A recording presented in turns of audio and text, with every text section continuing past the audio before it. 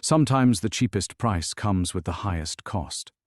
The gavel fell at exactly 2:47 p.m. on October 15th, and Maya Chen became the owner of 847 Mulholland Estate for the impossible sum of $250. She'd driven 3 hours from her cramped Los Angeles apartment, her pregnant belly pressed against the steering wheel, chasing what seemed like the real estate mistake of the century. The auctioneer had stumbled over the address twice, sweat beading on his forehead despite the cool autumn air. Now, standing before the wrought iron gates of the sprawling mansion, Maya felt her investigative instincts prickle. The property was too perfect, manicured lawns that should have been overgrown, windows that gleamed without a streak, and in silence that felt almost alive. Her unborn daughter kicked restlessly, as if sensing something her mother couldn't yet understand. The lockbox code worked on the first try, though she'd never received it. Inside, the smell of fresh-baked cookies drifted from a kitchen where no one should have been cooking. Family photos lined the hallways, but something was wrong with the faces, too familiar, too knowing.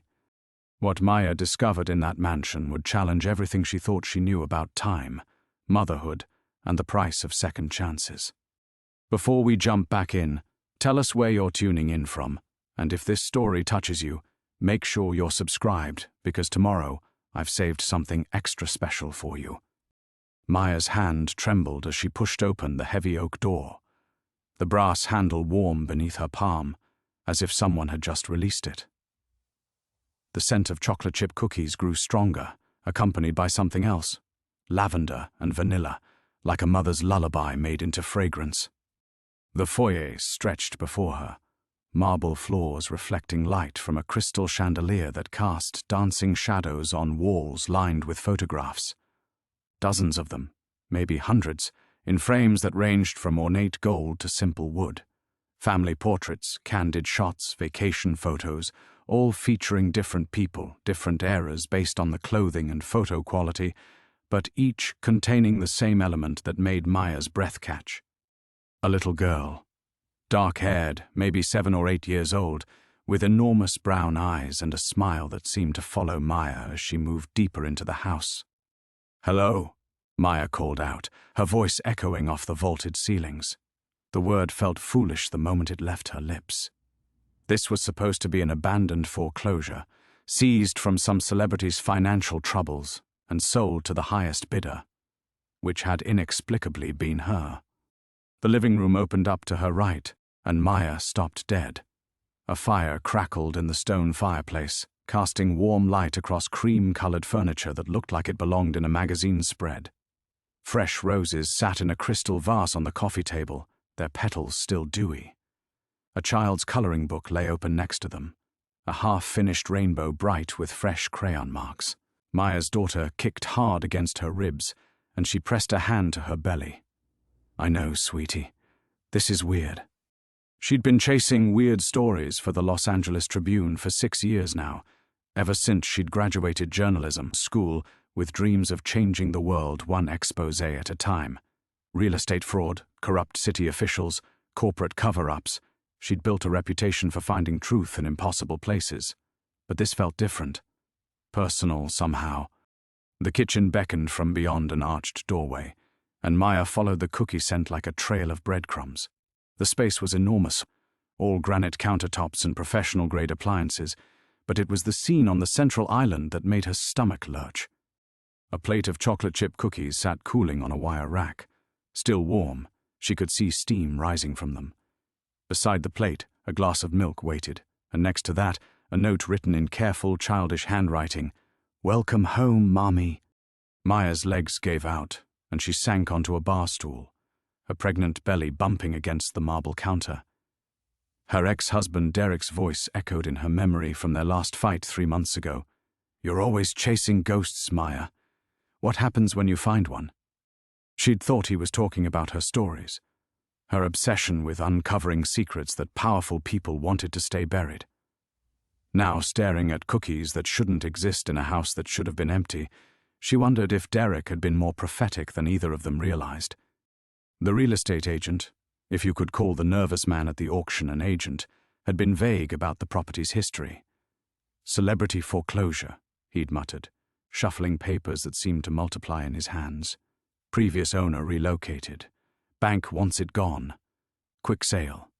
Maya had assumed it was Will Smith's place, based on the address and the auction listing, though something about that had felt off too. She'd researched the actor's real estate holdings extensively for a previous story, and this property had never appeared in any public records. Still, the house fit the profile. Massive, expensive, and exactly the kind of place a celebrity might lose in a messy financial situation. But celebrities didn't leave fresh cookies cooling in their abandoned kitchens. Maya pulled out her phone to call the auction house, then stopped. No signal. 5 bars when she'd parked at the gate, and now nothing.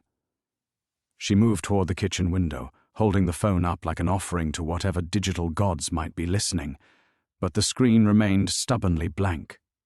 Outside, the late afternoon sun painted the perfectly manicured backyard in golden hues. A swing set sat beneath an oak tree, its chains moving gently in a breeze she couldn't feel through the windows.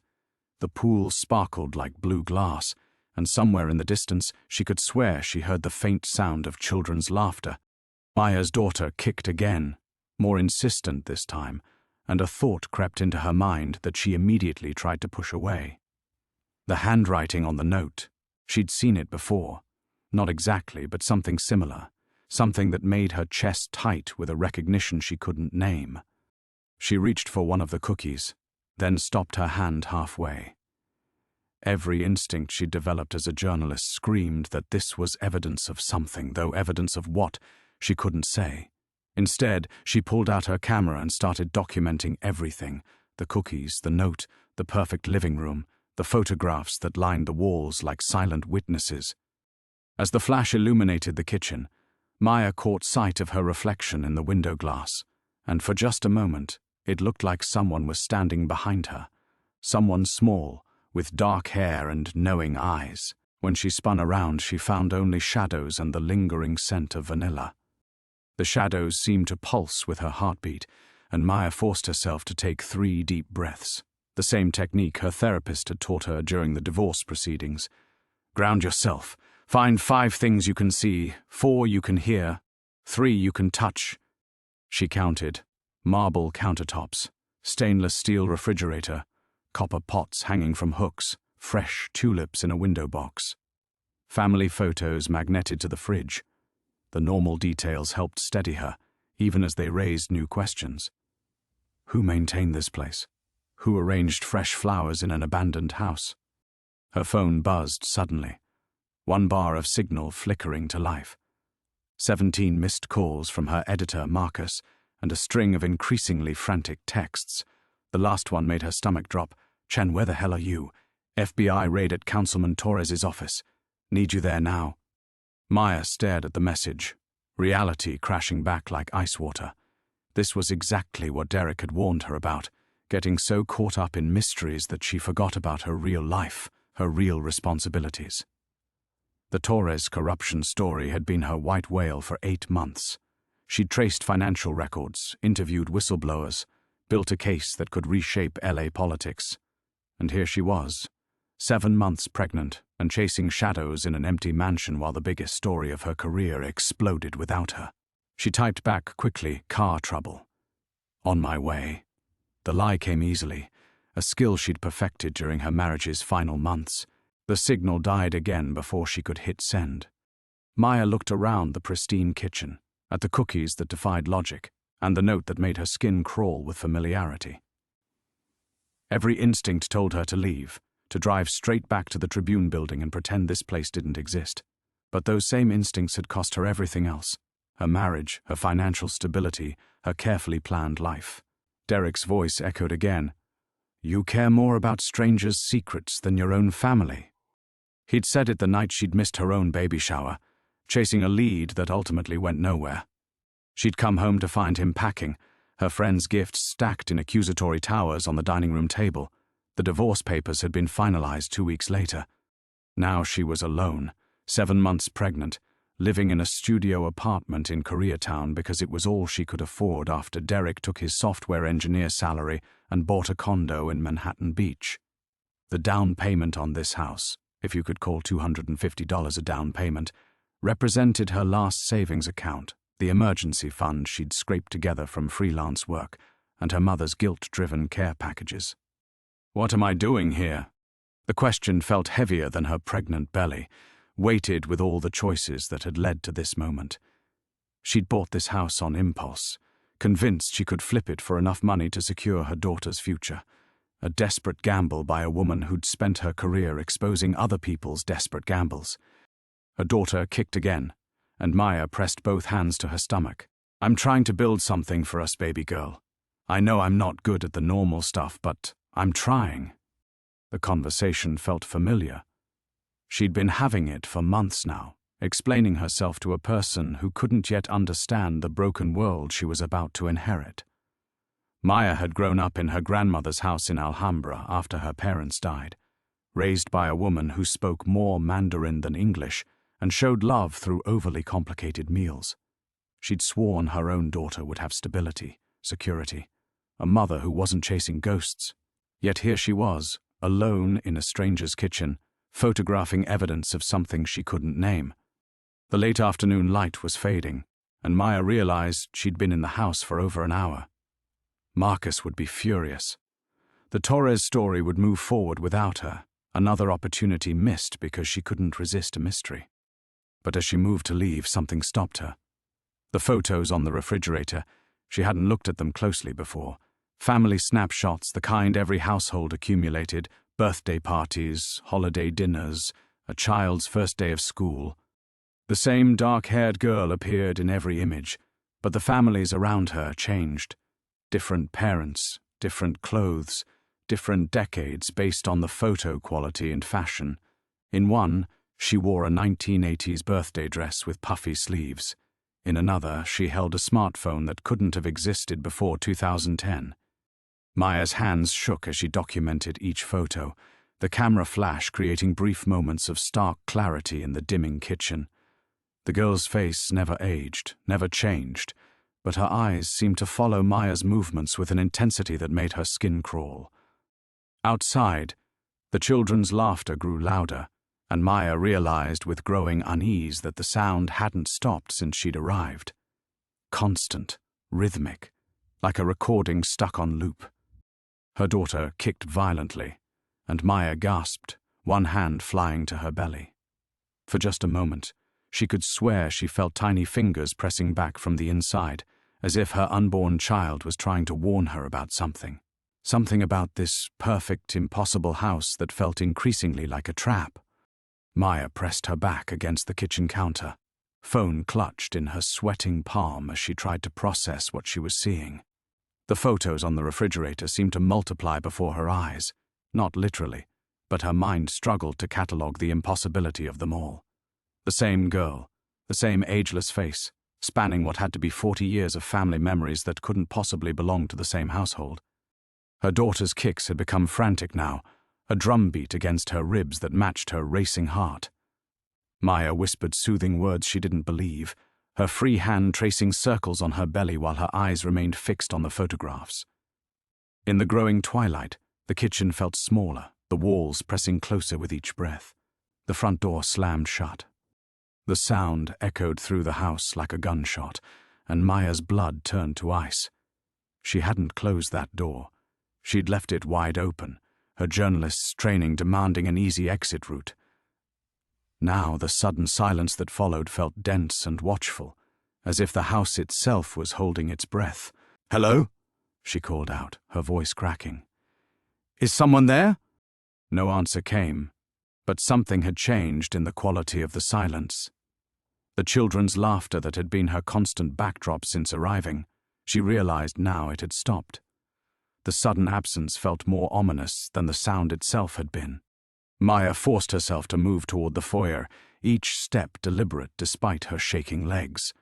The marble floor felt different under her feet now, less solid somehow, as if she might sink through at any moment. The crystal chandelier above cast dancing shadows that seemed to reach for her with finger-like projections. The front door stood closed, its brass handle gleaming in the dim light. Maya reached for it, her hand trembling as she grasped the metal. It wouldn't turn. She twisted harder, throwing her shoulder against the heavy oak, but the door remained immovably shut. No lock that she could see, no deadbolt or chain, just a door that had decided it would no longer open. "This isn't real," she muttered, backing away from the entrance. "Houses don't lock people inside. This is just stress, pregnancy hormones. I'm having some kind of breakdown." But even as she spoke the words, Maya knew they weren't true. She'd spent years documenting the impossible, finding rational explanations for seemingly supernatural events. Corporate cover-ups that looked like hauntings, financial fraud disguised as mysterious disappearances. She'd built her career on the principle that everything had a logical explanation if you dug deep enough. This house was different. This house was wrong in ways that made her journalist's skepticism crumble.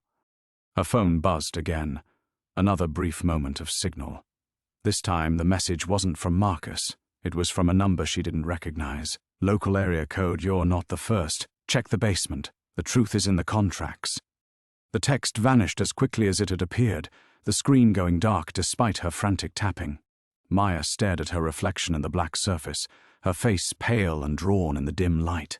A basement. Of course, there would be a basement. She found the door tucked beneath the main staircase, painted the same cream color as the walls, so it almost disappeared into the architecture. The handle turned easily, too easily, considering the front door's rebellion. Maya flicked the light switch, and warm yellow illumination flooded a wooden staircase that descended into shadows.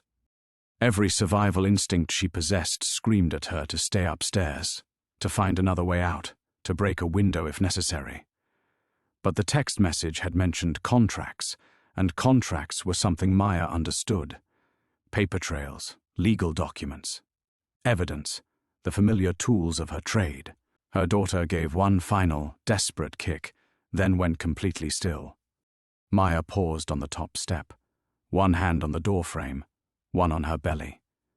In all her months of pregnancy, through morning sickness and sleepless nights and the stress of her divorce, her daughter had been a constant, active presence.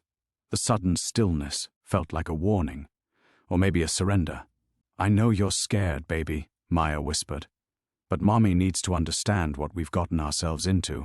She thought about Marcus, about the Torres story exploding without her involvement, about the career she might be destroying with every moment she stayed in this house. She thought about Derek's accusations, about her pattern of choosing mysteries over stability.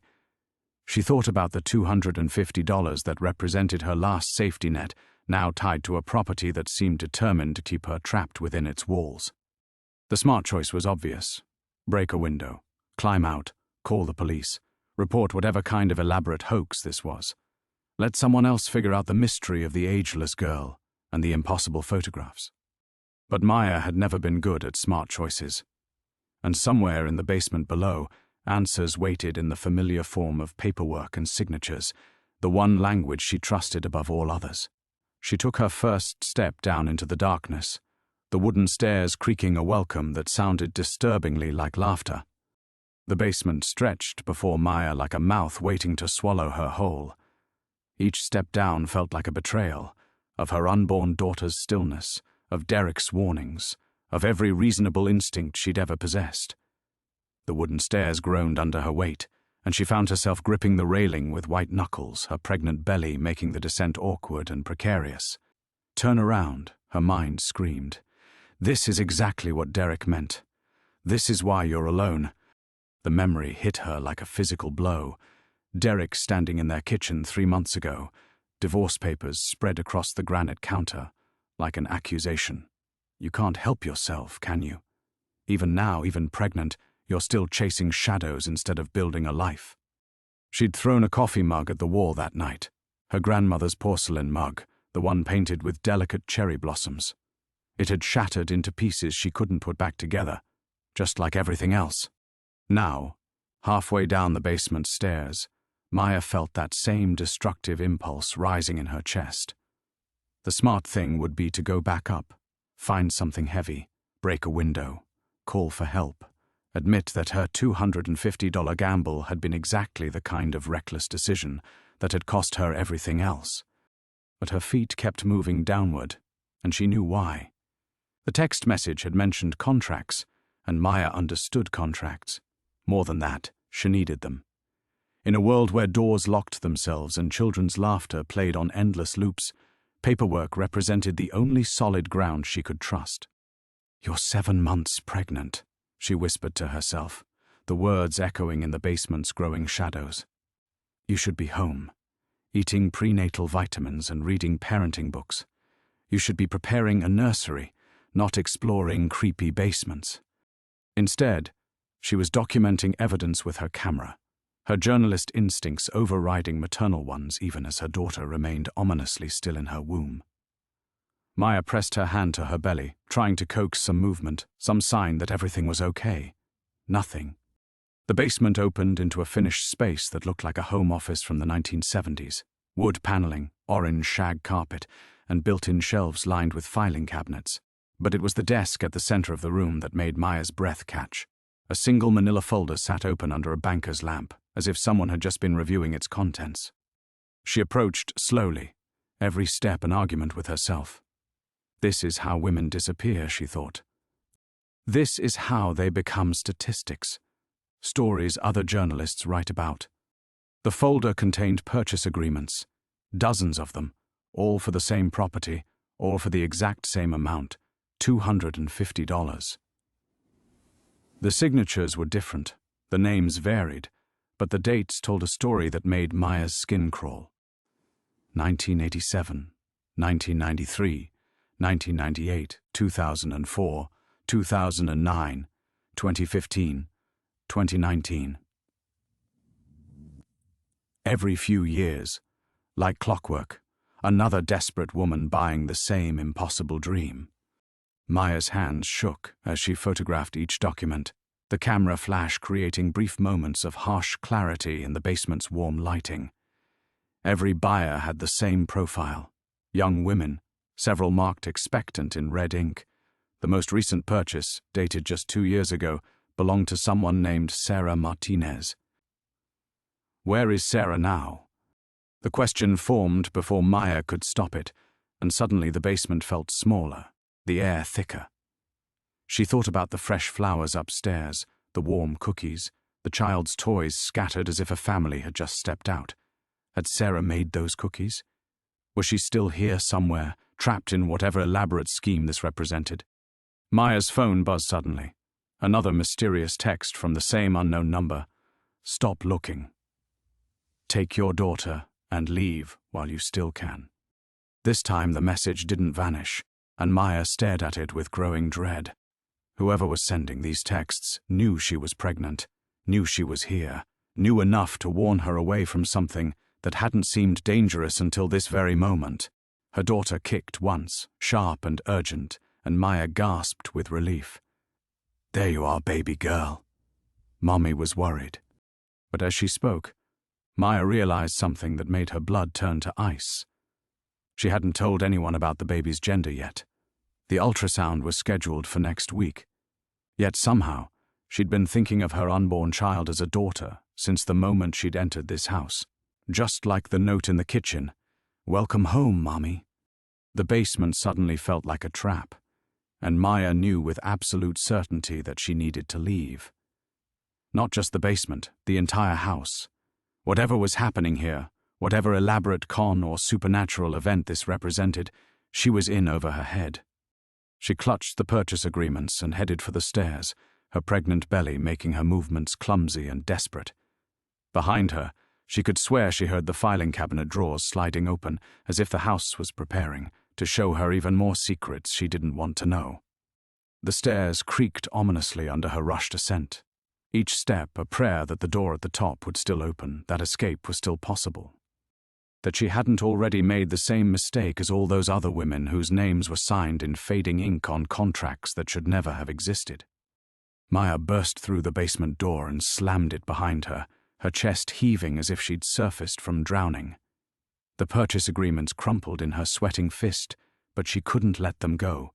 They were proof that this wasn't just her imagination, that other women had walked this exact path before disappearing into whatever void Sarah Martinez and the others had found.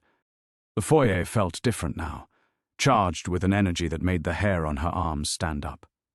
The crystal chandelier swayed gently despite the absence of any breeze, casting moving shadows across walls that seemed to pulse with their own heartbeat.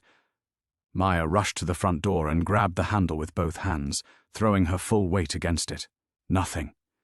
The brass remained cold and immovable under her desperate grip. "Let me out," she screamed, her voice echoing through the marble space. "Whatever sick game this is, I want out." The house answered with silence, but it was a listening silence, patient and predatory. Maya felt it watching her, waiting for something she didn't understand. Her daughter shifted restlessly in her womb, and Maya pressed both hands to her belly, trying to calm the frantic movements. "Think like a journalist," she told herself. "Every story has a source. Every mystery has a solution."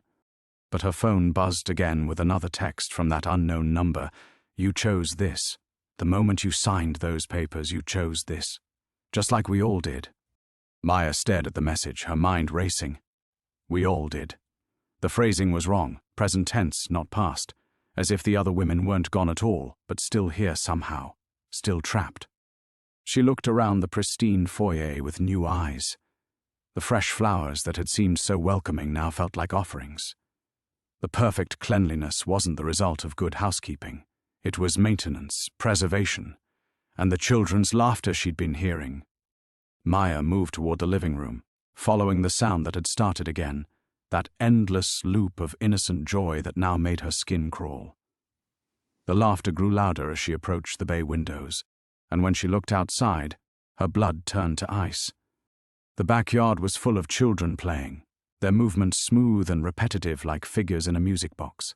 They ran and laughed and played games that repeated in exact sequences, tag that followed the same pattern, swings that moved in identical arcs. And watching them from the patio, several women sat in outdoor furniture, their faces peaceful and blank.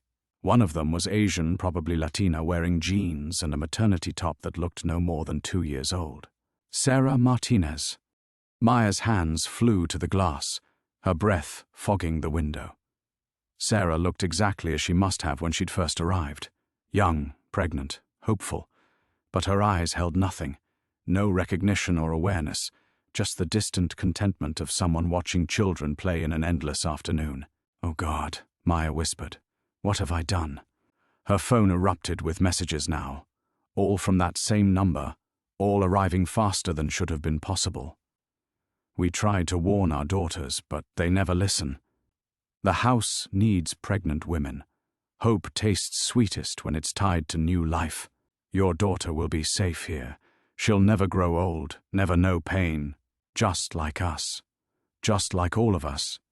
Maya stumbled backward from the window, the purchase agreements falling from her nerveless fingers. The papers scattered across the hardwood floor, and she could see more names now, names that seemed to glow in the dim light. Jennifer Walsh, 1987. Patricia Kim, 1993. Maria Santos, 1998. All of them outside now, watching children who played the same games forever. The front door remained locked, but Maya's panic had crystallized into something harder, more dangerous. She'd spent her career exposing lies, unraveling conspiracies, refusing to accept easy answers. This house, whatever supernatural force or elaborate con it represented, had made one critical mistake. It had trapped an investigative journalist. Maya grabbed a heavy crystal paperweight from the hall table and hurled it at the nearest window. The glass exploded outward in a shower of glittering shards, and autumn air rushed into the house like a held breath finally released. Alarms should have sounded. Security systems should have triggered. Instead, the house seemed to sigh, as if this was exactly what it had been waiting for. Maya climbed through the broken window, glass crunching under her feet, her pregnant belly making the escape clumsy and desperate. But she was through, standing on the manicured lawn, breathing free air that tasted like eucalyptus, and something else, something sweet and cloying that reminded her of the cookies that had been waiting in the kitchen. She could run now, drive away, never look back, find another way to secure her daughter's future. The smart choice, the safe choice, the choice Derek would have demanded she make. Instead, Maya turned back toward the house, toward the women trapped in their eternal afternoon, toward the mystery that had already claimed too many victims. She was 7 months pregnant, alone, and completely out of her depth. But she was also an investigative journalist who had never met a story she wouldn't chase, even if this one might cost her everything. The moment Maya's feet touched the grass outside, her phone exploded with signal. Messages flooded in, missed calls from Marcus, texts from Derek's lawyer, alerts from news outlets. But before she could process any of them, a new message appeared from that unknown local number. "Meet me at the Starbucks on Calabasas Commons, 20 minutes. Come alone, or you'll end up like the others." Maya looked back at the house, where she could still see the women sitting peacefully on the patio, watching children play their endless games. Sarah Martinez hadn't moved, hadn't even blinked. The sight made Maya's stomach clench with more than pregnancy discomfort. Her car keys felt foreign in her trembling hands as she drove through Calabasas's winding streets, past other mansions that looked perfectly normal in the afternoon sun. Everything outside the Will Smith property seemed aggressively ordinary. Soccer moms in SUVs, landscaping crews tending pristine lawns, teenagers walking dogs. The contrast made the past few hours feel like a fever dream. But the crumpled purchase agreements on her passenger seat proved otherwise. The Starbucks was busy with the usual crowd of affluent locals, and Maya almost missed her contact entirely. Then she spotted him, a thin man in his 60s, wearing a wrinkled suit and nursing a coffee that had clearly gone cold hours ago. He looked up when she entered, and his eyes went immediately to her pregnant belly. "Ms. Chen." He stood carefully, favoring his left leg. "David Reeves. I used to be the real estate attorney for that property." Maya slid into the seat across from him, her hands still shaking. "You're the one who's been texting me?" "Someone has to warn the new ones." His voice carried the weight of exhaustion and guilt. "Though it never does any good. The house chooses women who have nowhere else to turn. By the time they're desperate enough to bid on a $250 mansion, they're too invested in the fantasy to walk away." "What is that place?" Maya leaned forward, her journalist instincts overriding her fear. Some kind of elaborate real estate scam? Are those women being held against their will? David's laugh held no humor. "I wish it were that simple. I've been the attorney of record for that property for 37 years, Ms. Chen. I've processed 15 sales, all identical, all to pregnant women who thought they were getting the deal of a lifetime." He pulled out a tablet and showed her a digitized file. The house was built in 1952 by a developer named Thomas Hartwell. His pregnant wife Clara was supposed to be the first resident. Supposed to be? She died in childbirth 3 days before they were meant to move in. The story goes that Hartwell, mad with grief, made some kind of bargain, spent his fortune on occult consultations, brought in practitioners from around the world. He wanted to create a place where Clara could live the life she'd been denied, where their daughter could grow up safe and protected. Maya's blood chilled. Did it work? Depends on your definition of work. David's fingers trembled as he scrolled through more documents. The first recorded incident was 1962. Margaret Phillips, recently divorced and 6 months pregnant, bought the house for exactly $250 after Hartwell's estate went into foreclosure. She was going to flip it, use the profits to start over. What happened to her? According to official records, she moved away 6 months later, left no forwarding address. But I've seen the real truth, Miss Chen. I've watched it happen over and over. The house feeds on maternal hope, on the dream of building something perfect for your child.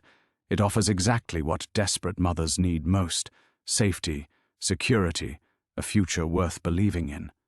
Maya thought about the fresh cookies, the children's laughter, Sarah Martinez's peaceful expression.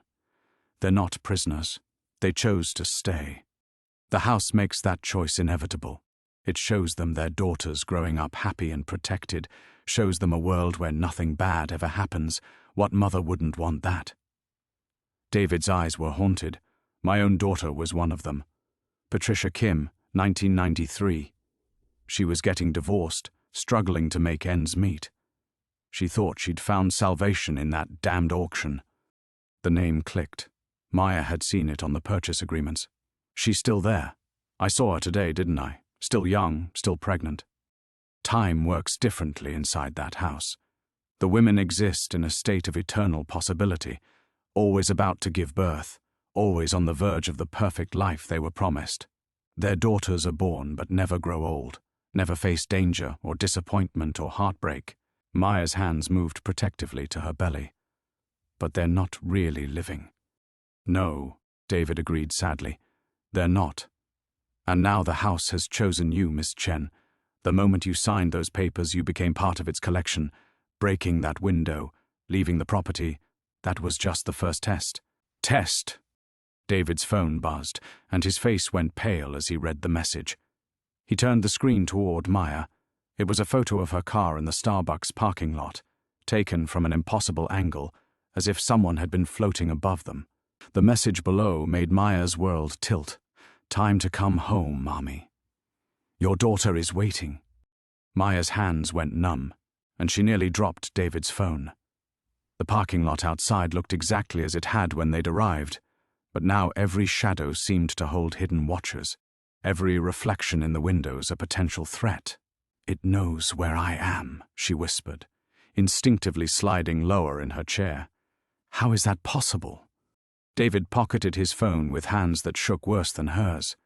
The contract you signed isn't just a real estate transaction. It's a binding agreement with something that doesn't follow natural laws.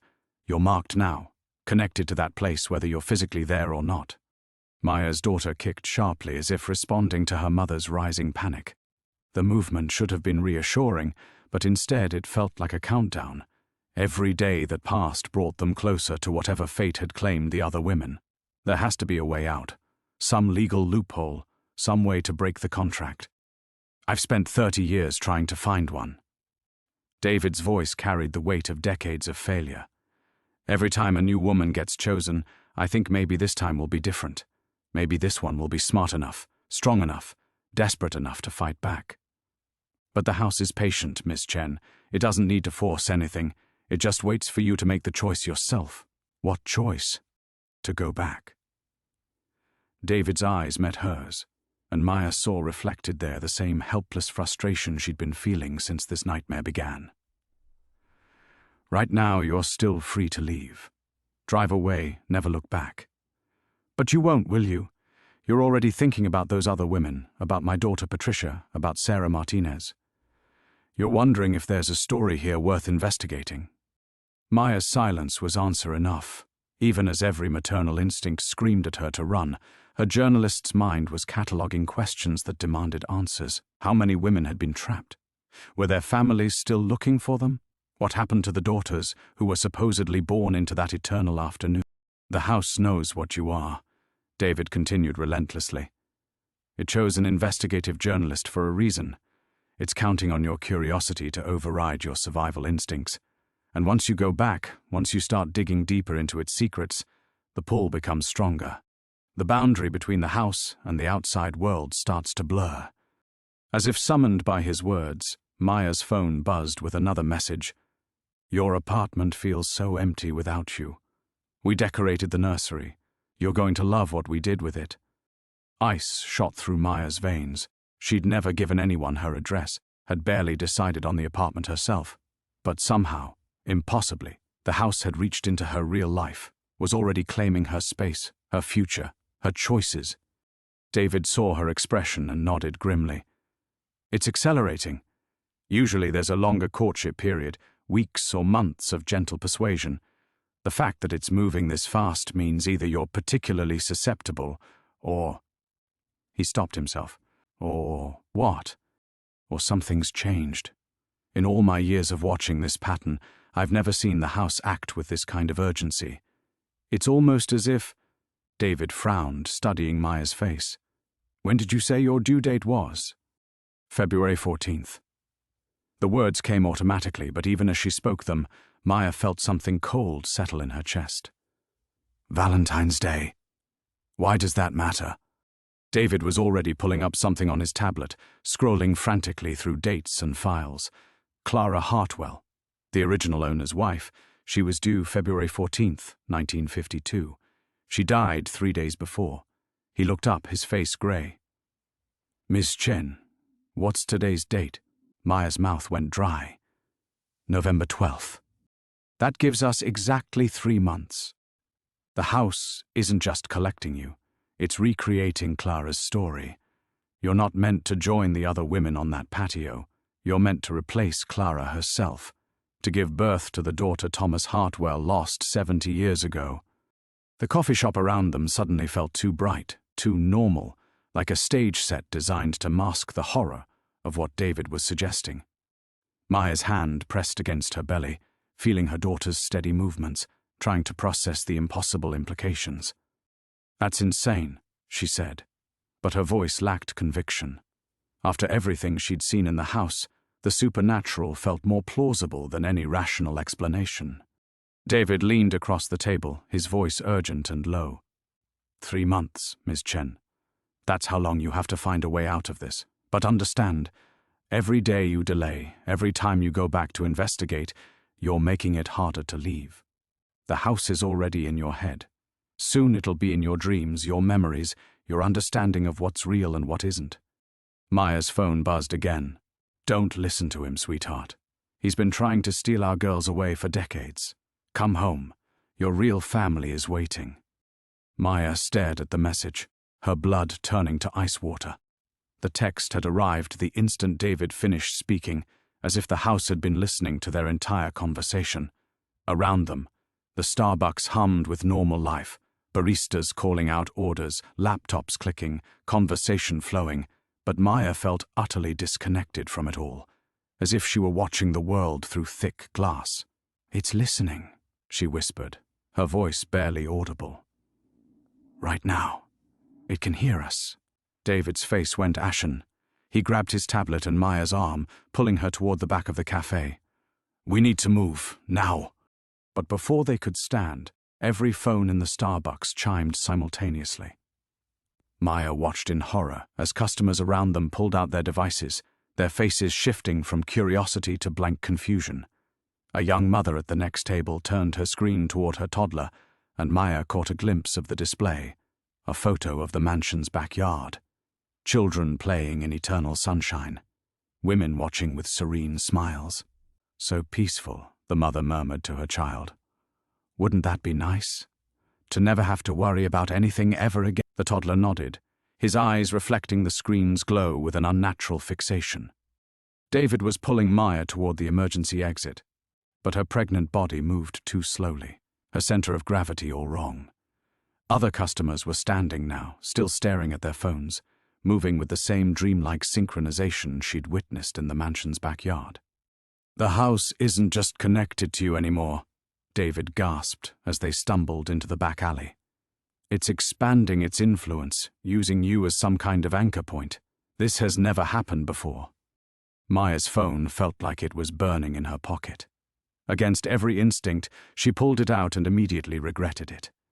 The screen showed her apartment's living room, but it had been transformed. The walls were painted a soft yellow, professional nursery furniture arranged with mathematical precision.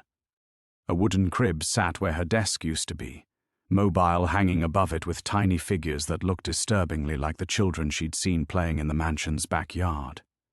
But worse than the furniture was the figure standing in the doorway. A woman in a 1950s dress, heavily pregnant, her face partially obscured by shadow. Clara Hartwell, waiting for Maya to come home and complete the story that had been interrupted 70 years ago. It's in my apartment, Maya choked out, showing David the screen. It's already there, waiting for me. David looked at the image, and his face crumpled with despair. I'm so sorry. I should have warned you sooner, should have found a way to stop this before it started. But I kept thinking maybe if I gathered enough evidence, found the right legal precedent. Evidence. Maya seized on the word, her journalist instincts flaring even as terror threatened to overwhelm her. You said you've been watching this for 30 years. You must have documentation, proof of what's happening. Where is it? Hidden. I've tried going to the police, the media, anyone who would listen, but the house has ways of discrediting witnesses, making evidence disappear. I learned to be careful. Maya's daughter kicked violently, and suddenly she doubled over as pain shot through her abdomen. For a terrifying moment she thought it might be labor, but the sensation passed, leaving her gasping against the alley wall. It's trying to accelerate the pregnancy, she realized with dawning horror. Force me into labor early so I can't fight back. David steadied her arm. We need to get you somewhere safe, somewhere the house can't reach. Is there such a place? Before David could answer, Maya's phone rang. Not a text this time, but an actual call from an unknown number. Against her better judgment, she answered. Maya. The voice was familiar, impossibly so. It was her own voice, but older, wearier, carrying the weight of decades. You need to stop fighting and come home. Who is this? Maya demanded, though part of her already knew. I'm you, sweetheart. The you that stopped running, that embraced what the house offered. I've been waiting so long to meet our daughter, but she can only be born when you accept your place here. Every moment you resist, you're keeping her trapped. Maya's hands shook as she held the phone. You're lying. This is some kind of trick, a recording, or... I know about the scar on your left knee from when you fell off your bike at age 7. I know you still sleep with the bathroom light on because Derek never understood why darkness frightened you. I know you've been having dreams about a little girl with dark hair who calls you Mama and asks why you won't come find her. The phone slipped from Maya's nerveless fingers, clattering on the alley pavement. She had been having those dreams every night since the divorce was finalized. She'd thought they were just stress, her subconscious processing the pregnancy. David picked up the phone, but the call had already ended. When he looked at Maya, his expression held a grief that encompassed 30 years of failure. It's too late, he whispered. The house isn't just offering you a choice anymore, it's showing you what you've already chosen. Maya sank to the grimy alley ground, her back against the brick wall as David's words echoed in her mind. What you've already chosen. The concrete was cold beneath her, but she barely felt it through the numbness spreading from her chest outward. No, she whispered. But even as she spoke, she could feel the truth settling into her bones like ice. The dreams about her daughter weren't stress-induced fantasies.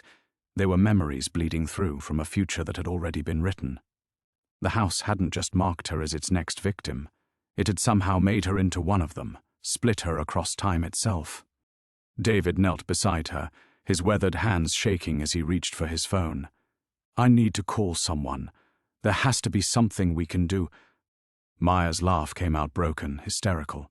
Who exactly do you call when reality is unraveling? When you've been talking to yourself from another timeline. Her phone lit up again from where it had fallen, displaying a new message. Check your bank account.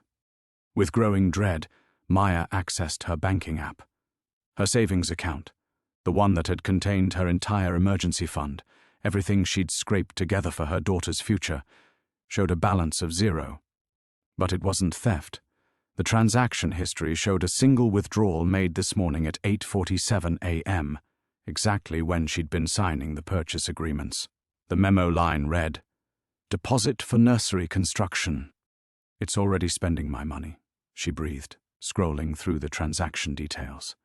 Planning my life, making decisions.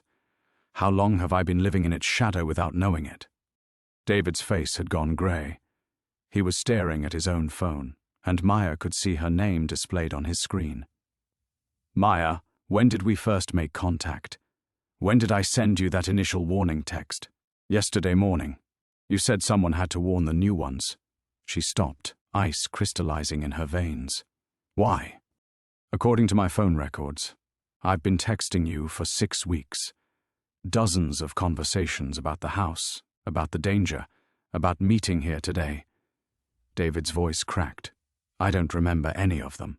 The earliest message I actually recall sending was this morning. Maya grabbed his phone, scrolling frantically through the conversation history.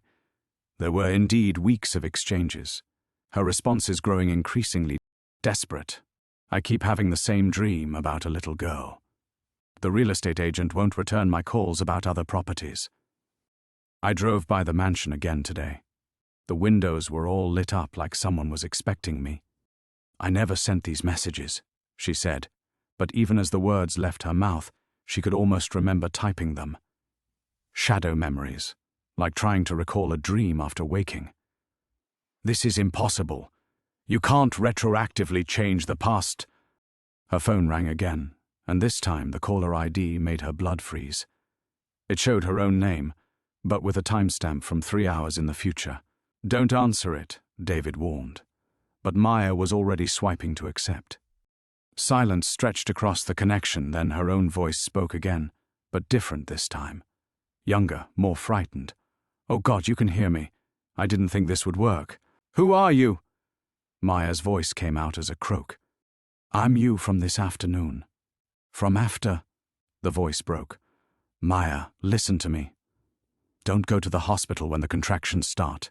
It's not real labor, it's the house trying to pull you back. If you let them check you in, you'll never leave. What contractions? I feel fine. Pain exploded through Maya's abdomen, doubling her over. But it wasn't pregnancy pain.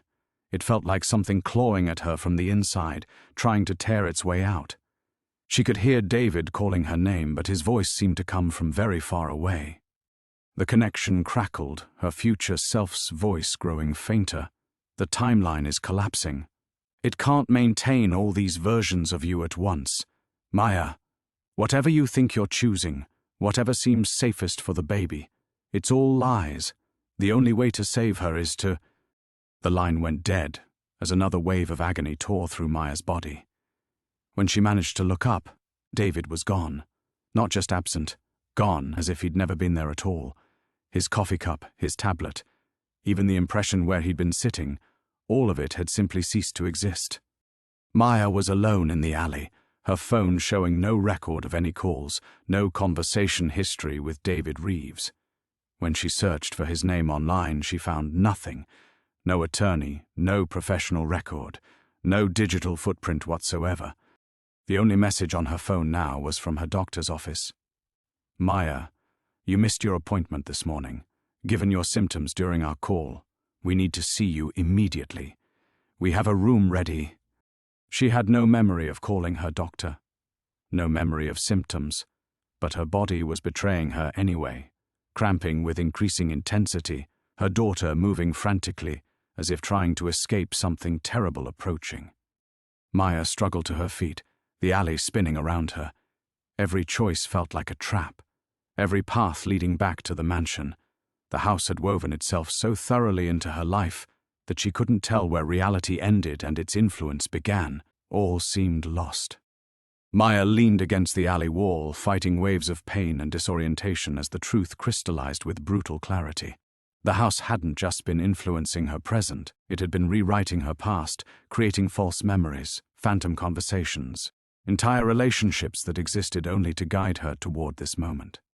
But if David Reeves was just another fabrication, if her future selves were calling from timelines that shouldn't exist, then what was real? What pieces of her life were actually hers? She pulled out her phone with trembling fingers, scrolling through her recent contacts. Her ex-husband Derek's number was still there, but when she tried to remember their last conversation, the memory felt thin, insubstantial. Had they really fought about the divorce settlement, or was that another implanted recollection designed to make her feel desperate enough to gamble everything on a $250 auction? Maya pressed Derek's number before she could second-guess herself. It rang once, twice, then went to voicemail. But the voice that answered wasn't Derek's. "Hello, Maya." The voice was warm, paternal, with the slightest trace of an old-fashioned accent. "I've been waiting for you to figure it out. Thomas Hartwell," she breathed. "Very good. I knew you were the right choice, so thorough, so determined to find the truth, even when the truth is more terrible than you imagined." Maya's daughter kicked frantically, and suddenly she understood. "You're not dead. You never died. You've been orchestrating all of this. Death is such a limiting concept, don't you think? I've been between states for 70 years, waiting for the right woman to complete what Clara and I started. You see, my dear, the house doesn't just trap souls, it's a vessel for something much more ambitious." The pain in Maya's abdomen intensified, but now she recognized it wasn't contractions. It was something else growing inside her, feeding on her daughter's life force. "What did you do to my baby?" "I gave her purpose. Every woman who's come before you has been practice, preparation. Sarah Martinez, Patricia Reeves, dozens of others, all rehearsals for this moment. Your daughter isn't just going to be born into the eternal afternoon. She's going to become it, the living heart that powers our little paradise." Maya's legs nearly buckled as the full horror hit her. The ageless girl in all those photographs, the child who never grew older, that wasn't her daughter from the future trying to warn her. That was what her daughter would become, a battery for Thomas Hartwell's supernatural prison, eternally feeding the loop that kept his twisted family alive. The other women, the ones on the patio, previous attempts, beautiful failures, all of them. They gave birth to ordinary children who aged and died within the loop, generation after generation. But you, Maya, you're different. Your bloodline carries something special, a genetic marker we've been searching for across decades. Your daughter will be immortal, and through her, so will we all. Maya forced herself to stand straighter, journalist instincts overriding terror. "Why me? What makes my bloodline special?" Thomas's laughter was warm and utterly chilling. "Your great-grandmother, Elena Vasquez. She was a curandera, a healer who understood the spaces between life and death. The gift has been dormant in your family for generations, but pregnancy has awakened it. Can't you feel it? The way reality bends around you now." And she could feel it. The phone in her hand was warm, almost alive. The shadows in the alley seemed deeper than they should be, and when she looked at her reflection in a puddle, her eyes held flecks of gold that had never been there before. The house chose the auction, chose the exact amount you could afford, chose the timing to coincide with your divorce and pregnancy. "We've been preparing for you specifically, Maya Chen, for over 70 years. "You're insane," Maya whispered. But even as she said it, she was thinking of her grandmother's stories, the ones about Elena who could see through the veils between worlds. Stories she'd dismissed as folklore, but now... "Sanity is perspective, my dear. From where I stand, I'm a man who refused to let death separate him from his family. Everything else is just details." Maya's phone screen flickered, showing the mansion's nursery again. But this time she could see the room's true nature, intricate symbols carved into the walls, crystals embedded in the ceiling, and in the center, a crib that looked more like an altar. This wasn't just a supernatural prison, it was a ritual site designed to harvest her daughter's innate power. "You have 6 hours," Thomas continued conversationally. "The contractions will intensify, and eventually you'll need medical help. When you do, you'll discover that every hospital in a 50-mile radius has mysteriously lost power except for one. The private clinic Dr. Margaret Hartwell runs just 3 blocks from our family home. My granddaughter has been waiting quite eagerly to assist with the delivery." The phone went dead, leaving Maya alone with the devastating knowledge that she hadn't stumbled into a supernatural trap by accident. She'd been bred for it across generations, her entire bloodline carefully cultivated to produce this moment. But knowledge, even terrible knowledge, was still power. And Maya Chen had made a career of exposing the truth, no matter how deeply buried. The house wanted her to despair, to surrender to inevitability. Instead, she was going to fight. Maya wiped the tears from her face with the back of her hand, the salt stinging her chapped lips. 6 hours. She had 6 hours before her body betrayed her completely, before Thomas Hartwell's carefully orchestrated plan reached its culmination.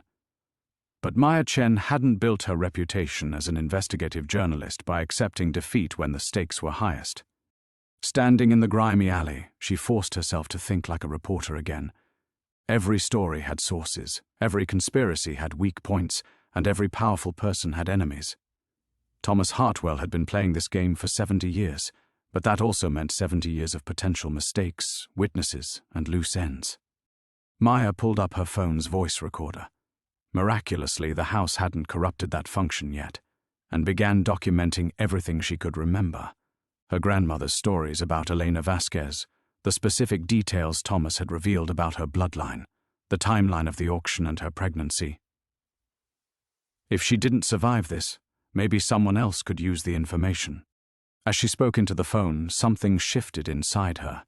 Not the painful, clawing sensation from before, but something warmer.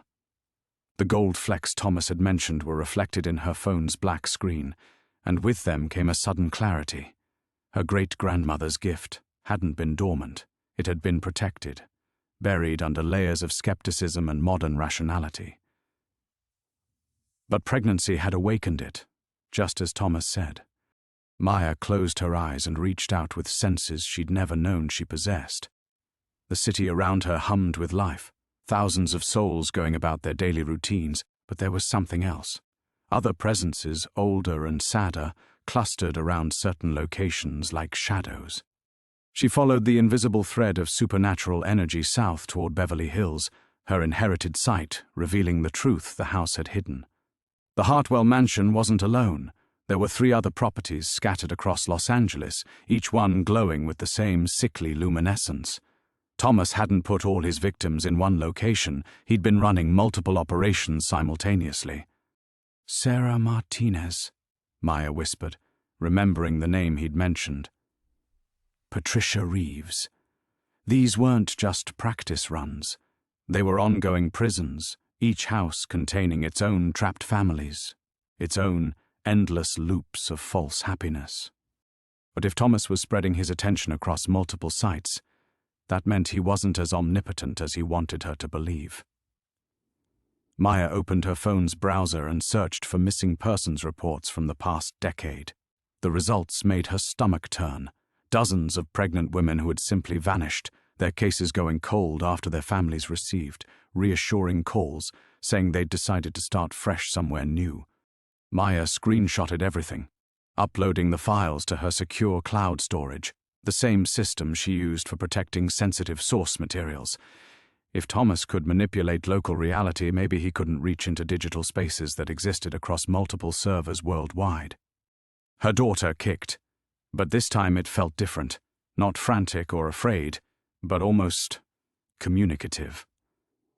Maya placed both hands on her belly and whispered, "I know you can hear me. I know you understand more than you should. We're going to get out of this together, but I need you to be strong a little longer." The response was immediate. A series of movements that felt deliberate, almost like Morse code. 3 short, 3 long, 3 short. SOS. "You're trying to help," Maya breathed, understanding flooding through her. "You're not just a victim in this. You're fighting too." She pulled up her contacts and scrolled past the numbers she now suspected were compromised. But there, buried in her work contacts, was a name that made her heart race with hope. Detective Rosa Mendoza, LAPD Missing Persons. Maya had interviewed her 2 years ago for a story about human trafficking, and Rosa had given her a direct line for emergencies. The phone rang once before Rosa answered. "Chen? Jesus, I was just thinking about you. We've got 3 separate families asking about missing pregnant women, all of whom supposedly called to say they were starting over. Something stinks about the whole thing." Maya nearly sobbed with relief. "Rosa, I need help, and I need you to believe something that's going to sound completely insane. Try me." After 15 years in missing persons, my definition of insane has gotten pretty flexible. Maya launched into her story, expecting disbelief or demands for proof.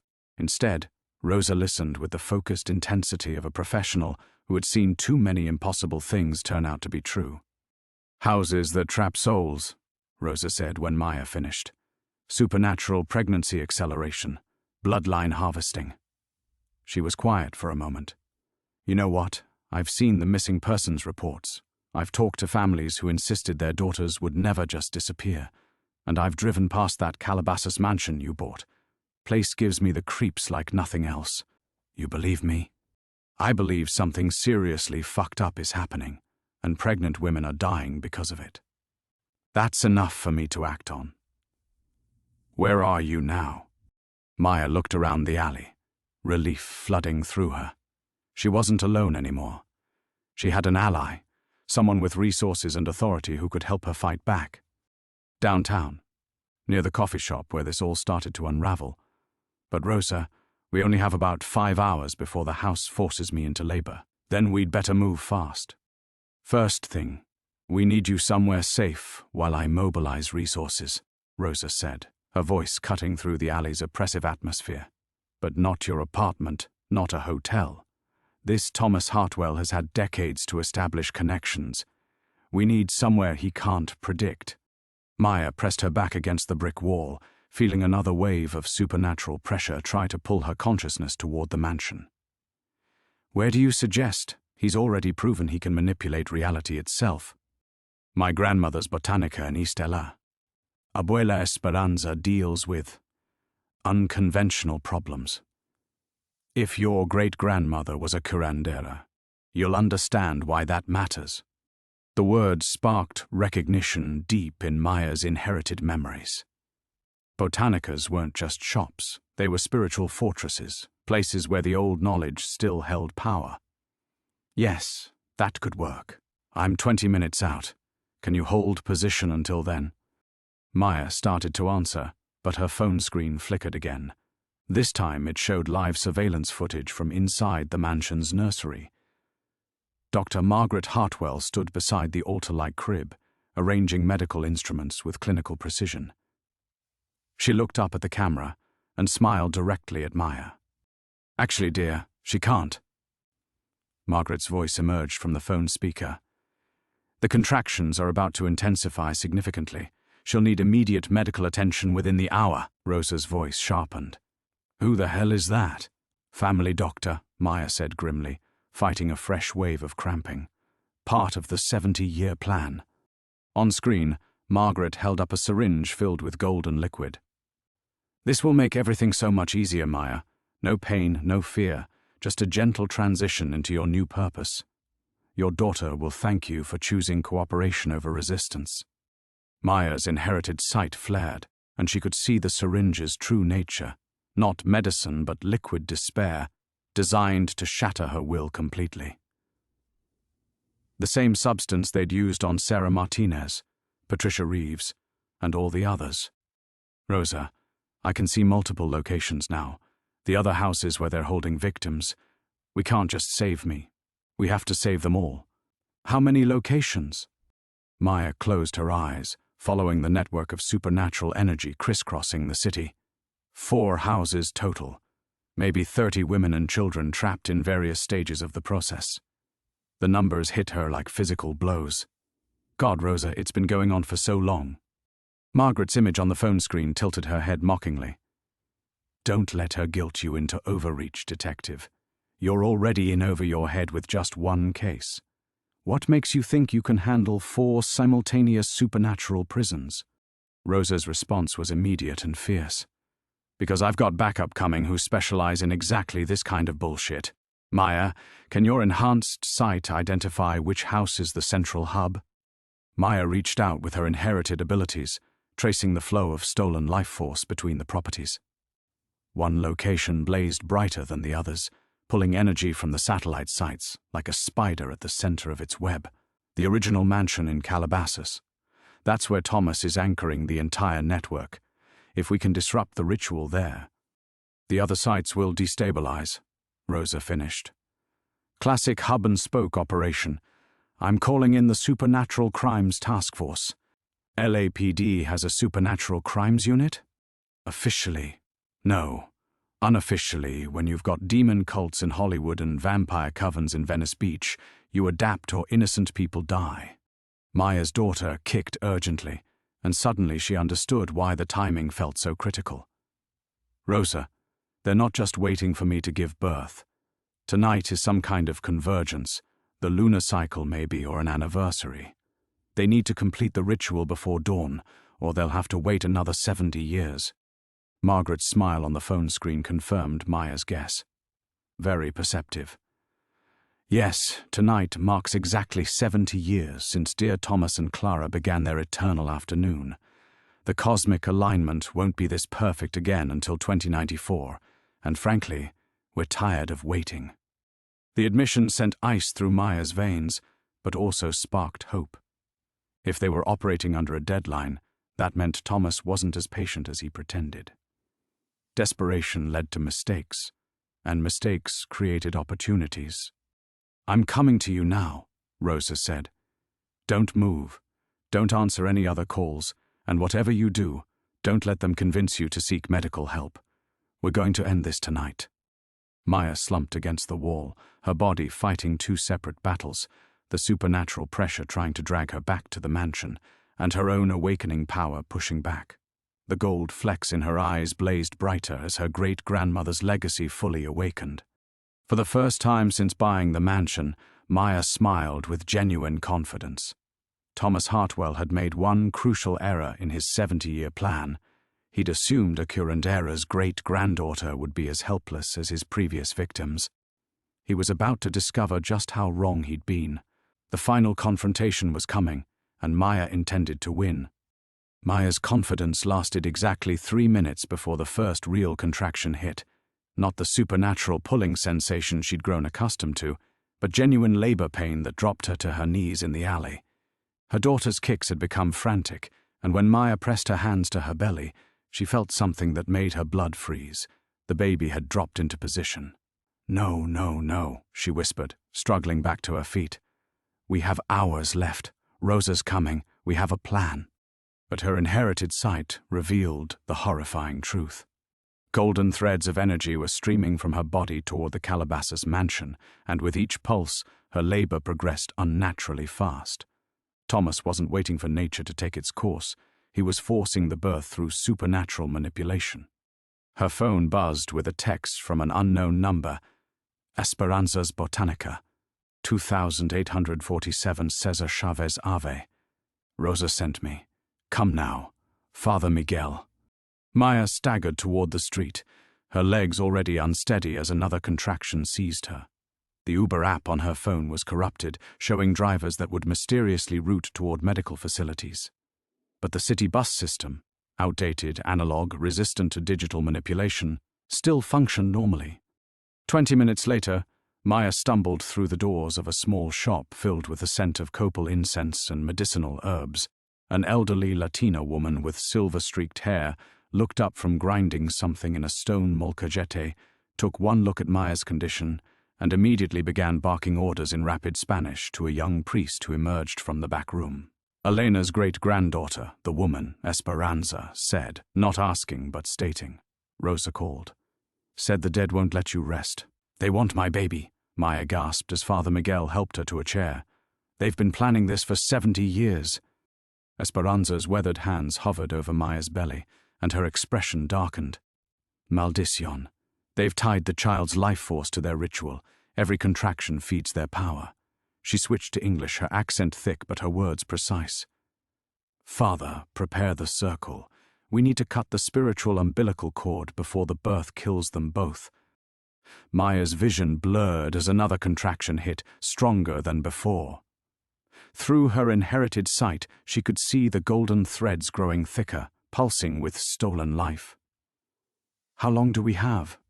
"Less time than I'd like," Esperanza admitted, pulling jars of herbs from shelves with practiced efficiency. "Your daughter fights them, but she's still just a baby. Her resistance is weakening." Father Miguel had cleared a space in the center of the shop, drawing symbols with blessed salt while muttering prayers in Latin. Maya recognized some of the patterns from her glimpses of the mansion's nursery, but these were different, protective, rather than predatory, designed to strengthen rather than drain. "Rosa's team is mobilizing," Maya said through gritted teeth. "They're going to hit all 4 locations simultaneously." "Good. But the spiritual battle happens here now."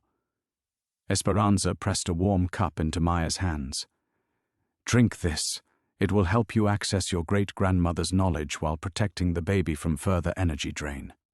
The tea tasted like earth and starlight, flooding Maya's system with warmth that pushed back against the mansion's influence. Immediately, the contractions eased, and the golden threads connecting her to Thomas's ritual became visible not just to her inherited sight, but to her physical eyes. "I can see them," Maya breathed. "The connections to all the other victims. Sarah Martinez, Patricia Reeves. They're still alive, still feeding the network." Esperanza nodded grimly. Slavery of the soul. Elena would have fought this with everything she had. "Elena is fighting. Father Miguel said quietly, looking up from his salt circle. Can't you feel her? She's been shielding Maya this whole time, keeping the worst of the influence at bay. Maya felt it then, a presence she'd attributed to pregnancy hormones or stress, but which she now recognized as her great-grandmother's spirit, standing guard across generations. Elena had been preparing for this moment just as long as Thomas Hartwell, embedding protections in her bloodline that would activate when most needed. Another contraction began, but this time Maya was ready. Instead of fighting the pain, she channeled it through the salt circle, using her inherited abilities to trace the network of stolen energy back to its source. She could see Thomas in the mansion's nursery, his confidence wavering as he realized his carefully laid plans were encountering unexpected resistance. He's panicking, Maya announced, surprised by the steadiness in her own voice. The ritual requires my willing participation, and I'm refusing to cooperate. Good, Esperanza said, adding more herbs to her molcajete. But panic makes men like him dangerous. He'll try to force what he can't persuade. As if summoned by her words, every phone in the Botanica began ringing simultaneously. The sound was wrong. Not electronic ringtones, but the voice of Maya's unborn daughter, crying for help across impossible distances. The final test had begun, and Maya realized that everything up to this point had been preparation. The real battle for her daughter's soul was about to commence. Maya lunged forward and swept every phone off the counter, watching them crash to the floor in sparks and plastic shards. But her daughter's cries continued echoing from the broken devices, growing more desperate with each passing second. That's impossible, Father Miguel whispered, staring at the destroyed phones. They're not even connected to power anymore. He's using the baby as a conduit, Esperanza said, her face grim, forcing her consciousness to reach across the network. We need to sever that connection now. The Botanica's walls began to shimmer like heat mirages, and suddenly Maya could see through them to the mansion's nursery. Thomas Hartwell stood over the altar crib, his hands glowing with stolen energy as he pressed them against a photograph of Maya. Behind him, Dr. Margaret worked frantically with syringes and monitors, while Clara watched with those empty, desperate eyes. Maya Chen, Thomas's voice filled the small shop, though his lips didn't move on the visual projection. You're making this unnecessarily difficult for everyone involved. Your friends at the other locations are suffering because of your selfishness. The air around Maya rippled, and suddenly she was seeing flashes of the satellite houses, Sarah Martinez, strapped to a medical table, screaming as golden light poured from her body. Patricia Reeves collapsed in a nursery identical to Thomas's, her twin daughters crying as they aged backwards into toddlers. A woman Maya didn't recognize, heavily pregnant, being dragged through a doorway by figures in medical scrubs. Stop, Maya gasped, doubling over as another contraction hit. But this one felt different. Not her own labor, but the combined agony of every woman in Thomas's network. You're killing them. I'm preserving them, Thomas corrected, his projection stepping closer. Just as I preserved Clara, just as I preserved our perfect afternoon. Death is chaos, Maya. I offer order, permanence. Your daughter will never know loss or disappointment. Isn't that what every mother wants? Maya's inherited sight flared, and she could suddenly see Thomas's true form, not the handsome man from 1954, but something withered and desperate, held together by 70 years of stolen life force. His preservation was an illusion, and a crumbling one at that. You're dying, she realized aloud. The network is failing, isn't it? That's why you need me specifically, Elena's bloodline, a natural curandera. You need someone who can anchor the spell from the inside. Thomas's perfect mask slipped, revealing hollow cheeks and eyes like empty wells. Your great-grandmother was supposed to be mine originally. I courted her for months before she discovered my true nature and fled to Mexico. I've waited 7 decades for her power to resurface in her bloodline. The admission hit Maya like a physical blow, but it also filled her with fierce pride. Elena hadn't just escaped. She'd denied Thomas the very thing that could have made him truly immortal. She's still denying you, Maya said, standing straighter despite the pain racking her body. Around her, the salt circle blazed with silver light as her great-grandmother's spirit manifested more fully. Every protection she taught our family, every blessing she whispered over cradles, every prayer she said for children not yet born, it was all preparation for this moment. Thomas's projection snarled, his handsome facade cracking like a broken mirror. Enough sentimentality. You will come to me willingly, or I will drag every soul in my network into the abyss with me. The threat hung in the air like poison, but Maya felt something shift inside her. Not another contraction, but a surge of power that made the golden threads connecting her to the mansion burn like molten wire. Her daughter kicked once, deliberately, and suddenly Maya understood. "You can't destroy the network," she said with growing confidence. "If you could, you would have done it already as leverage. But the souls you've trapped, they're not just prisoners anymore. They're load-bearing walls. Destroy them, and your entire construct collapses, taking you with it." Thomas's projection flickered, and for a moment, Maya glimpsed the nursery where his physical body stood. He was leaning heavily on the crib, his hands shaking as he poured more energy into maintaining his supernatural grip on her labor. "The ritual only works with willing participation," Father Miguel said suddenly, understanding flooding his voice. "That's why he needs psychological compliance, not just physical presence. Maya, if you can hold out until Rosa's team disrupts the satellite locations—" "The central node will overload," Esperanza finished, her eyes bright with sudden hope. "All that stolen energy, with nowhere to redistribute. It will consume him." Maya gripped the edges of her chair as the most powerful contraction yet seized her body, but this time she rode it like a wave instead of fighting it. Through the pain, she could feel her daughter's spirit burning bright and defiant, refusing to be claimed by Thomas's desperate hunger. "I'm not coming to you," Maya told Thomas's wavering projection. "And neither is my daughter.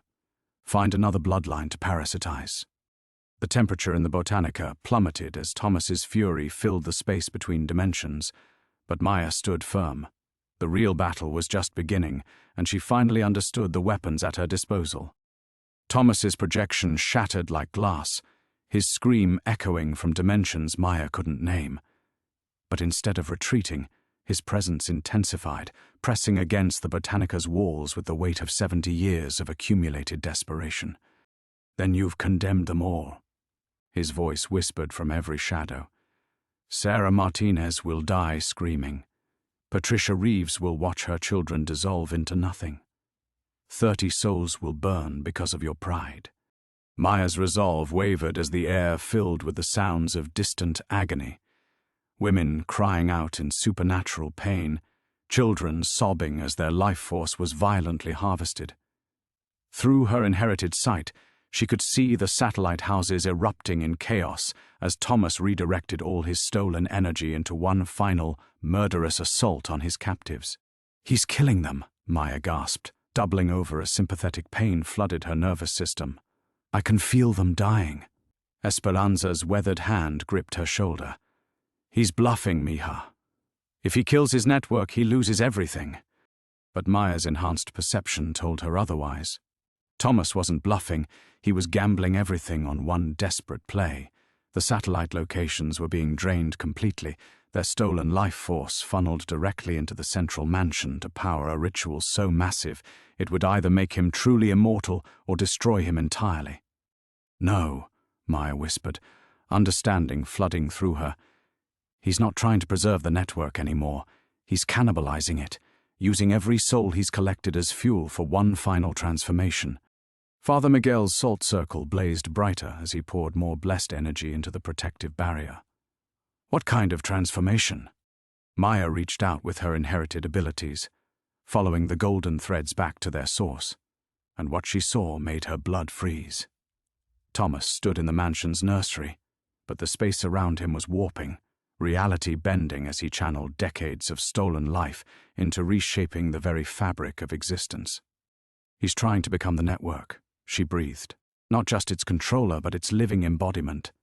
If he succeeds, every property he's claimed, every soul he's captured, they'll all become extensions of his will. permanently. The implications hit her like a physical blow. 30 women and children weren't just facing death, they were facing eternal slavery, their consciousness absorbed into Thomas's expanding supernatural empire. Maya felt her daughter kick frantically, and suddenly she understood why the baby had been fighting so hard. Her unborn child wasn't just another victim, she was the keystone that would complete Thomas's transformation, the curandera bloodline that would give him the power to expand his influence across the entire city. "I have to stop him," Maya said, struggling to stand despite the contractions racking her body. "But I can't do it from here." "Maya, no." Esperanza blocked her path to the door. "If you go to him now, you give him exactly what he needs. If I don't go to him, 30 people die." Maya's voice cracked with the weight of the choice before her. "I can't sacrifice them to save myself." Father Miguel looked up from his circle, understanding dawning in his eyes. "There might be another way, if you go to him willingly, but not to surrender, to sabotage the ritual from within." Maya's inherited sight flared as the possibility revealed itself. Yes, Thomas needed her bloodline to complete his transformation, but that same bloodline carried Elena's protections. If she could get close enough to the ritual's focal point, "I could disrupt the energy flow," she said slowly. "Turn his own power against him.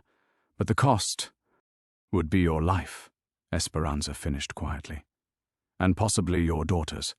Elena's protections are strong, but not infinite. You'd be gambling everything on a single moment of contact with the ritual's core." Maya pressed her hands to her belly, feeling her daughter's spirit burning bright with defiant energy. The baby kicked once, twice, and suddenly Maya felt a presence beside her, Elena's spirit, standing ready to guide her great-granddaughter through the most dangerous gamble of her life. "Rosa's team won't reach the satellite locations in time," Maya said, her decision crystallizing with terrible clarity. "Thomas is draining them too quickly. If someone doesn't stop him in the next 10 minutes, those women and children are lost forever." She looked at Esperanza and Father Miguel, seeing her own understanding reflected in their eyes. Victory was possible, but it would require the ultimate sacrifice, walking willingly into the trap that had been 70 years in the making, trusting that love and legacy would prove stronger than greed and desperation. Maya picked up her phone, her hands steady despite the magnitude of what she was about to do. "Thomas," she said, and his presence immediately flooded the Botanica. "You win. I'm coming to you." The golden threads binding her to the mansion blazed like fire as Thomas's triumphant laughter echoed across dimensions. But Maya smiled grimly, feeling Elena's power flowing through her bloodline like liquid starlight. Thomas Hartwell thought he was finally claiming his prize. He had no idea he was about to face 4 generations of curandera fury and the love of a mother willing to sacrifice everything to protect her child. Maya stepped out of the Botanica into the harsh afternoon sunlight, but the world around her had changed. The golden threads that connected her to the mansion no longer pulled with desperate hunger. They hummed with a different energy now, one that tasted of ash and spent fury. The silence was deafening. "It's over," she whispered, her voice barely audible even to herself. Her hands trembled as she reached for her phone, the device feeling impossibly heavy in her palm. The screen showed 17 missed calls from Rosa, but Maya couldn't bring herself to answer. Not yet. Not until she understood what she had just survived. Behind her, Esperanza emerged from the shop, her weathered face etched with exhaustion and something that might have been awe. "The connections are severed," the curandera said quietly. "I can feel it, every thread Thomas wove across 70 years, gone, burned away in his final moment." Maya closed her eyes, remembering the look on Thomas's face when Elena's spirit had manifested fully through her bloodline. All his careful planning, his decades of patient manipulation, crumbling in an instant when confronted with a grandmother's love that transcended death itself. He had expected Maya to arrive broken and desperate, ready to surrender her daughter's future for the illusion of safety. Instead, he had faced 4 generations of curandera power, channeled through a woman who understood exactly what she was risking and why it was worth the cost. "The other women," Maya said, her voice stronger now. "Sarah, Patricia, the others, are they? Alive, Father Miguel confirmed, stepping out to join them. His salt-stained cassock bore evidence of the spiritual battle they had just fought, but his eyes were bright with relief. Rosa's teams reached the satellite houses just as Thomas's network collapsed. The women are weak, traumatized, but breathing. Their children, too. Maya felt her knees buckle, and Father Miguel caught her arm before she could fall. The weight of what hadn't happened, the 30 souls that wouldn't be trapped in eternal slavery, the children who would grow up free, was almost as overwhelming as the weight of what had. "My daughter," Maya whispered, pressing her hands to her belly. For a terrifying moment after Thomas's destruction, she had felt nothing. No movement, no presence, just an echoing emptiness where her child's spirit had blazed so brightly. But now, as the supernatural chaos settled, she felt a gentle flutter, not the desperate kicks of a baby fighting for survival, but the peaceful movement of a child finally free to simply exist. Esperanza smiled, the expression transforming her careworn features. She fought well, that one. Elena would be proud. Maya's phone buzzed insistently, and this time she answered. Rosa's voice exploded from the speaker, a mixture of relief and professional concern. "Maya, Christ, when the mansion just imploded like that, we thought, are you okay? Is the baby—" "We're fine," Maya said, and realized with surprise that it was true. The contractions had stopped completely, her daughter's life force no longer being drained to fuel Thomas's desperate ambitions. "The network is destroyed. It's over." "How?" Rosa's voice carried the weight of someone who had spent the last hour coordinating a supernatural rescue operation that had seemed impossible. "Our teams were still minutes out when every location just shut down. The energy readings flatlined simultaneously." Maya looked back at the Botanica, where Elena's presence still lingered like afternoon sunlight. "Thomas forgot something important," she said quietly. "He thought he was hunting Elena's great-granddaughter. He never considered that Elena might be hunting him back." The line was quiet for a moment. Then Rosa's professional mask slipped, revealing the exhaustion beneath. "The cleanup is going to take weeks. 30 victims across 4 locations, all with varying degrees of supernatural trauma. The mansion itself is—" She paused, searching for words. "There's nothing left, Maya. Whatever you did, it didn't just break his power. It erased the entire structure from existence. Even the property records are gone." Maya felt a distant pang at the thought of the $250 she would never get back, but it was overwhelmed by profound relief. No one else would stumble into Thomas's trap. No other pregnant woman would find herself drawn to what seemed like an impossible bargain. "The photos," Maya said suddenly. "The pictures of families in the mansion. Did your teams find anything like that in the satellite houses?" "Dozens," Rosa confirmed. "But here's the strange thing. They're all showing the families as they are now, healthy and free. It's like the images reset when Thomas's influence was broken." Maya smiled despite her exhaustion. Even in death, Thomas's obsession with preservation had been turned against him. The moments he had tried to trap forever were finally free to become memories instead of prisons. As she stood on the sidewalk outside the Botanica, Maya felt the last echoes of the mansion's influence fade from her consciousness. The golden threads were gone, the supernatural hunger was silent, and for the first time in weeks, she could think about the future without fear. Her daughter kicked once, gently, and Maya pressed her hand to her belly. "It's okay now," she whispered. "We're going home." Maya drove home through streets that looked exactly the same but felt fundamentally different. The October sun slanted through her windshield at the familiar angle, casting long shadows across Ventura Boulevard, but the weight that had pressed against her consciousness for weeks was gone. She kept glancing in her rearview mirror, half expecting to see golden threads trailing behind her car, but there was only ordinary traffic and the approaching dusk. Her apartment building came into view, and Maya realized she had been holding her breath. The modest complex with its sun-faded stucco and struggling palm trees had never looked so beautiful. Home. The word carried new meaning now, not just a place to exist, but a sanctuary she had fought to preserve. As she climbed the stairs to her second-floor unit, Her phone buzzed with a text from her mother. "Haven't heard from you in days. Everything okay with the baby?" Maya paused on the landing, key in hand. How could she possibly explain the last week? The supernatural nightmare, the discovery of her inheritance, the battle for her daughter's soul. Her mother lived in a world of doctor's appointments and nursery decorations, where the greatest threat was choosing the wrong brand of car seat. She typed back, "Everything's fine. Doctor says baby is healthy. Can we talk tomorrow?" The response came immediately, "Of course, sweetheart. Love you both."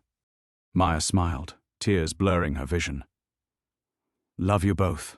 Such simple words, but they carried the weight of continuation, a future where her daughter would grow up knowing her grandmother, Boyce, celebrating birthdays, complaining about homework. All the ordinary moments that Thomas had tried to steal. Inside her apartment, Maya moved through the familiar rooms with new eyes.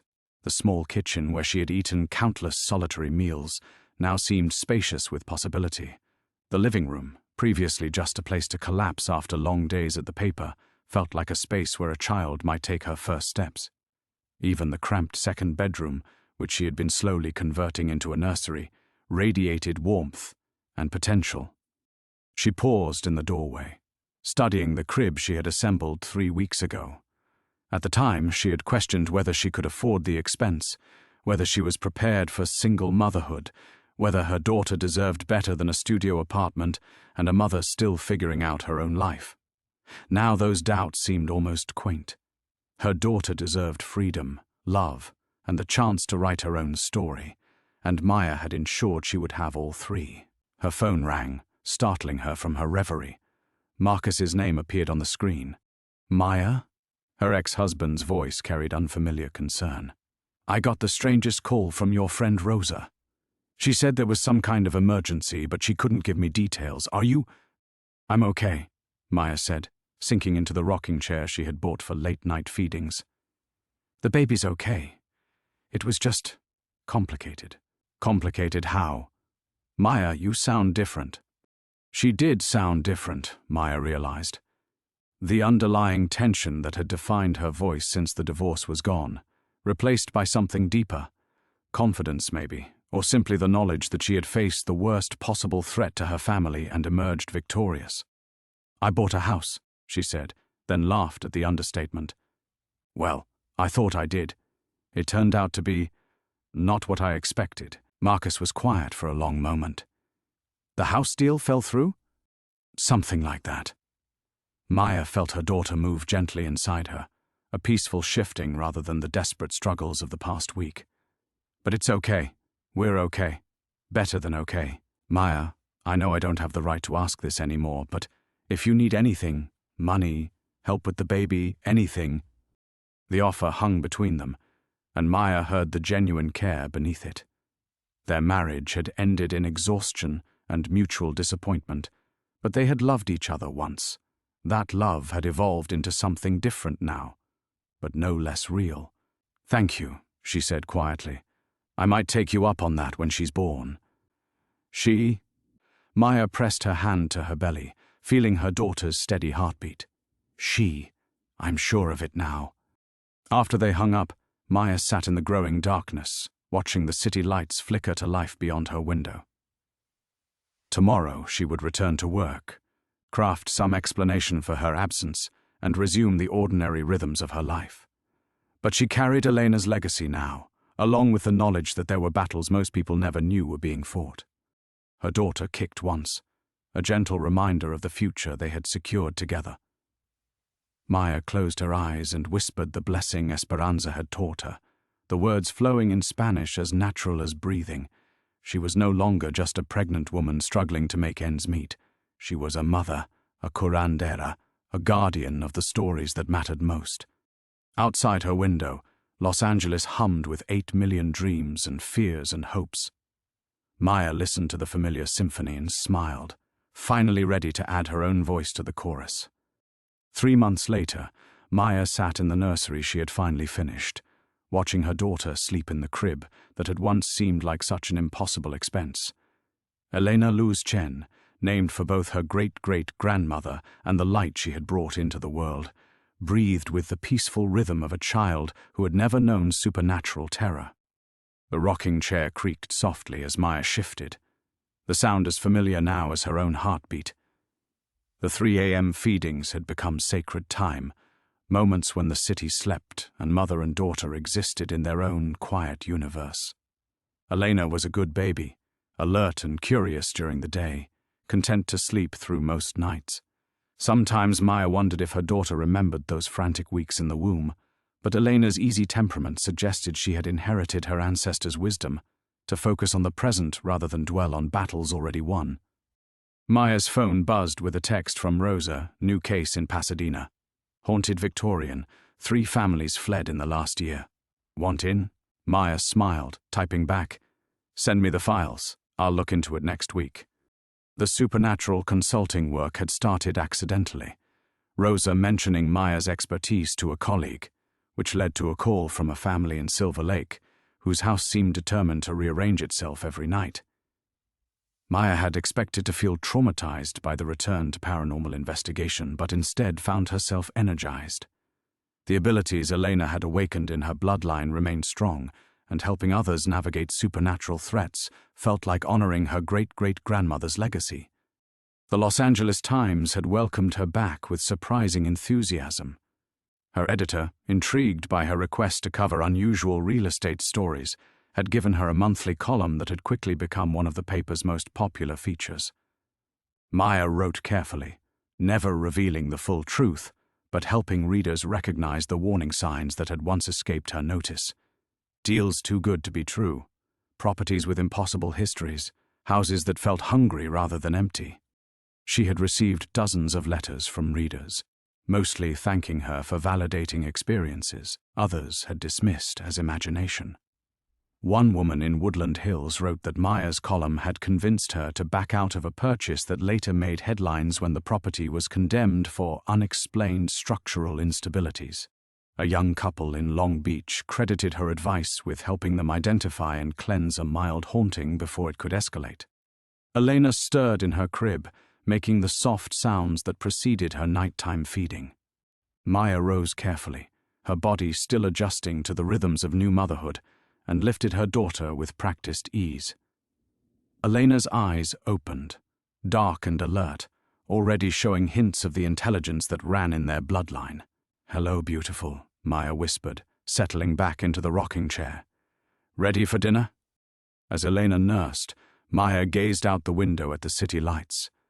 Her apartment still wasn't much, the same cramped 2-bedroom with the questionable plumbing and the neighbors who played music too loud, but it had become home in ways she was still discovering. Marcus visited twice a week, awkward but earnest in his attempts to be a good father. Her mother had flown in for Elena's birth and stayed 2 weeks, filling the apartment with the comfortable chaos of 3 generations learning to navigate new roles. Esperanza stopped by monthly, bringing herbs and stories, teaching Maya to strengthen the protective wards she had woven around her home. The curandera was training her systematically now, explaining that Elena's bloodline carried responsibilities as well as gifts. There were others like Thomas Hartwell in the world, not many, but enough to require vigilance. Maya was learning to identify them, to recognize the signs of supernatural predation before it could take root. "Your great-great-grandmother would be proud," Esperanza had said during her last visit, watching Maya successfully cleanse a cursed jewelry box that Rosa's team had confiscated from a case in Burbank. Elena always said the bloodline would know when it was needed most. Maya finished the feeding and lifted Elena to her shoulder, patting her back gently. Her daughter was solid and warm, thoroughly present in the world in ways that still amazed Maya. During her pregnancy, she had feared her child would be born marked by the supernatural trauma they had endured together. Instead, Elena seemed touched by light, curious about everything, quick to smile, radiating the kind of contentment that comes from being deeply loved. As she settled Elena back into the crib, Maya's phone buzzed again. This time it was a number she didn't recognize, but the message made her smile. "Miss Chen, I read your column about property research. My family is looking at a house in Malibu, but something feels off. Could you take a look? We'll pay your consulting fee." Maya typed back, "Send me the address. I'll have a preliminary report to you by Friday. She was no longer the desperate woman who had bid on an impossible mansion, driven by financial panic and the fear of failing her unborn child. She was Maya Chen, investigative journalist, mother, and guardian of stories that mattered. Elena slept peacefully beside her, surrounded by love and protection, and the ordinary magic of a life free to unfold naturally. Outside, Los Angeles dreamed its 8 million dreams, and Maya listened to the symphony with ears that could now distinguish between hope and hunger, between sanctuary and trap. She had found her voice in the chorus at last,